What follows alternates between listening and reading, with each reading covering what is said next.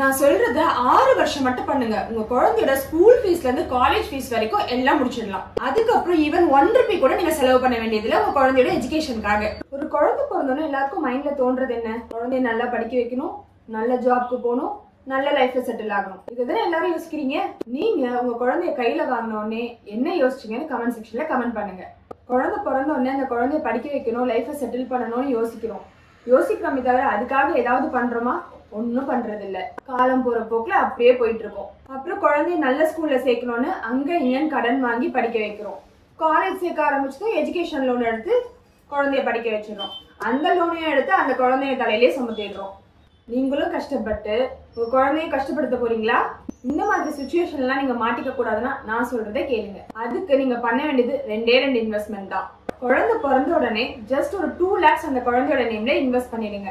6 வருஷத்துக்கு அதை அப்படியே விட்டுருங்க. அதை எதையுமே டச் பண்ணாதீங்க. அடுத்தது மந்த்லி 10,000 அவங்க நேம்ல எஸ்ஐபில இன்வெஸ்ட் பண்ணுங்க. ஜஸ்ட் 6 வருஷம் மட்டும் பண்ணா போதும். அந்த 6 வருஷத்துக்கு அப்புறம் நீங்க எதுவுமே பண்ண வேண்டாம்.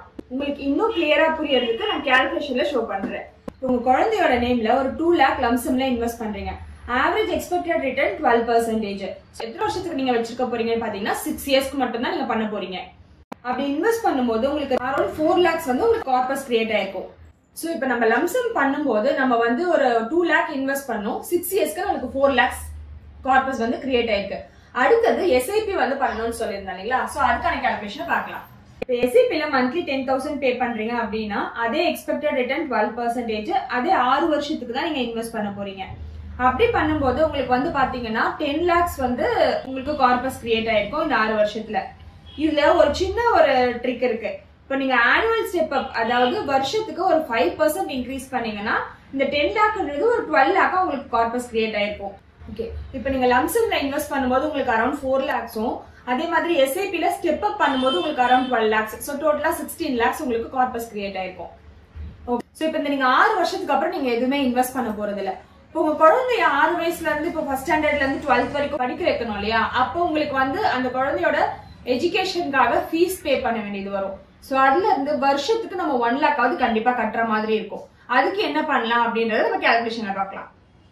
இப்போ லம்சம் பிளஸ் எஸ்ஐபில இருந்து வந்த அமௌண்ட்டை அப்படியே எஸ்டபிள்யூபிக்கு டிரான்ஸ்ஃபர் பண்ண போறீங்க.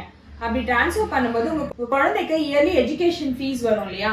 ஸோ இப்போ எஜுகேஷன் ஃபீஸ் வந்து பாத்தீங்கன்னா ரவுண்டா 1 lakh வராது. ஒரு சில இயர் 70,000 வரலாம், அதுக்கு அடுத்த இயர் 80,000, இப்படி கொஞ்சம் கொஞ்சமா தான் இன்க்ரீஸ் ஆகும். ஸோ நம்ம ஆவரேஜா ஒரு 1 lakh எவ்ரி இயர் எடுக்கிற மாதிரி நம்ம பிளான் பண்ணிக்கிறோம். ஸோ எவ்ரி இயர் 1 lakh எடுக்கிறீங்க அப் டு 12 years, அதாவது உங்க குழந்தையோட ஃபர்ஸ்ட் ஸ்டாண்டர்ட்ல இருந்து 12th standard வரைக்கும்.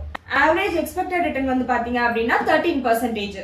இப்போ உங்க குழந்தைக்கு வருஷம் ஸ்கூல் ஃபீஸ் 1 lakh எடுத்தது இல்லாம at the end of 12th yearல பாத்தீங்க அப்படின்னா அரௌண்ட் 42 lakhs கிட்ட உங்களுக்கு வந்து லம்சமா இருக்கும். ஸோ இந்த 42 lakh வச்சு அவங்களோட காலேஜ்க்கு வந்து நீங்க பிளான் பண்ணிக்கலாம். ஸோ இதுதான் நான் ஸ்டார்டிங்லேயே சொல்லியிருந்தேன். ஜஸ்ட் நீங்க 6 வருஷம் மட்டும் இன்வெஸ்ட் பண்ணுங்க, அதுக்கப்புறம் ஈவன் நீங்க 1 ரூபி கூட பே பண்ண வேண்டாம் அப்படின்ட்டு. ஸோ இந்த மாதிரி நீங்க பண்றதுனால உங்களோட ஸ்கூல் ஃபீஸ், காலேஜ் ஃபீஸ் எல்லாமே இதுலயே கம்ப்ளீட் பண்ண முடியும். இது எல்லாருக்குமே நீடட். ஸோ நீங்க என்ன பண்ணுங்க, ஒரு நல்ல கன்சல்டன்டோட அட்வைஸ் மூலியமா நீங்க இன்வெஸ்ட் பண்ணீங்க அப்படின்னா அவங்க வந்து உங்களுடைய நீட்க்கு ஏற்ற மாதிரி உங்களுக்கு ஃபண்ட் சஜஸ்ட் பண்ணுவாங்க. இதனால உங்களுக்கு இன்னும் பெட்டர் ரிசல்ட்ஸ் கிடைக்கும். ஸோ இந்த பிளான் எக்ஸிக்யூட் பண்ணணும்னா ஸ்கிரீன்ல தெரியுற இந்த நம்பருக்கு கான்டாக்ட் பண்ணுங்க. உங்க குழந்தையோட ஃபியூச்சரை டெப்த் இல்லாம பீஸ்ஃபுல்லா மாத்த இமீடியட்டா ஸ்டார்ட் பண்ணுங்க.